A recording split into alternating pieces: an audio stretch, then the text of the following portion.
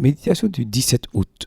L'audace de la jeunesse. Il y en a 3 qui ont une belle allure et 4 qui ont une belle démarche. Le lion, le héros des animaux qui ne recule devant personne. L'animal de combat au rein solide, où le bouc et le roi de l'armée est avec lui. Et le roi dont l'armée est avec lui. Proverbe 30, versets 29 à 31. Alexandre III de Macédoine, 356-323 avant Jésus-Christ, plus connu sous le nom d'Alexandre le Grand, a été l'un des chefs militaires les plus brillants de l'histoire. Tout petit déjà, il montrait des traits de caractère intéressants. Énergie, sensibilité et ambition. On raconte qu'à 16 ans, il a dû repousser une insurrection. Aristote, l'éminent philosophe et maître du prince, lui a dit qu'il était prématuré de participer à des luttes armées, ce à quoi il a répondu « Si j'attends, je perdrai l'audace de la jeunesse ». À la mort de son père Philippe II, Alexandre a accédé au trône et a commencé à envahir l'Asie mineure en 334 avant Jésus-Christ, avec une armée de 40 000 hommes. Sa façon de motiver ses soldats et de les conduire au combat ont fait de lui un chef incontesté. Ses victoires se succédaient, mais le moment décisif allait arriver le 1er octobre 331 avant Jésus-Christ à la bataille de Gaugamélès, à quelques 27 km de l'actuelle ville de Mossoul en Irak. La puissante armée perse comptait plus de 250 000 soldats, des escadrons d'infanterie, des mercenaires, des cavaliers, des archers, des chars et des éléphants de guerre.